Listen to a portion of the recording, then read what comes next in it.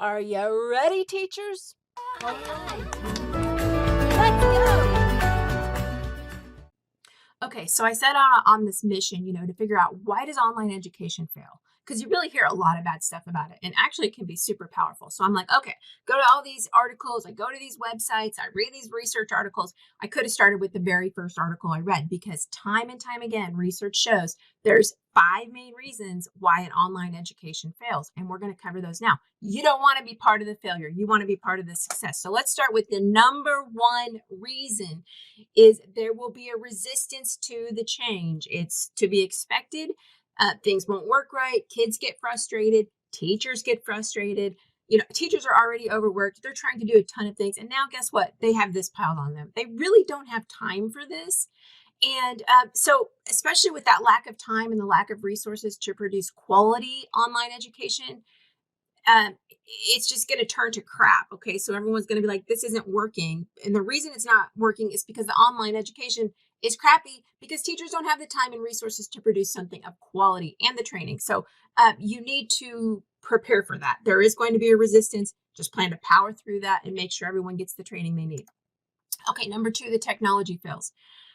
Kids won't have internet. You got to think about that. How are they going to get internet? Their computers, can they run the programs that you need to run? Do you have the software that they need for these different things they're going to have to do now? They're going to need good webcams. They're going to need, a way to turn in work that they've done on paper. They've got to have those cameras. They're going to have trouble with logins. You got to have a number they call. What are they going to do when that happens? Because if it goes on too long, guess what? They shut it down and they're gone. And then you're back to that resistance to change. Teachers might have trouble producing this content. Okay, it needs to be quality.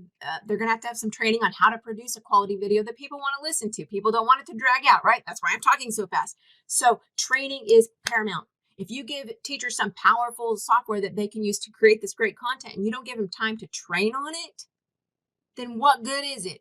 They've got to have training, and before school starts, preferably.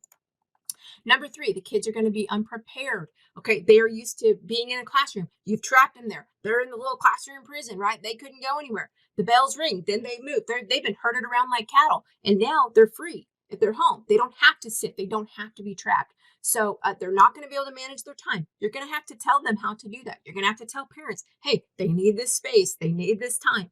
You're going to have to train them. Just plan on it. They're going to lose motivation quick. If you're sticking with boring old content, ain't going to happen. You're going to have kids failing by the truckloads, okay?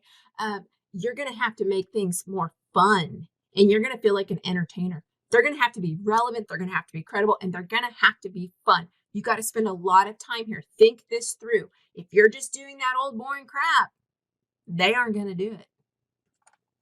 Okay, number 4, the isolation and lack of community. Some kids are going to suffer tremendously from not being in school. And it's not just because they have a bad home life, although we know a lot of kids do have that situation. It's even worse for them. But kids in general want to be with their peers. They want to be playing. They want to be active like that. And that is now being taken away from them. So when you do have them, when they are able to go to school and you have them, they're in the building, you need to be focusing on this community building and some peer relationships, lots of group work.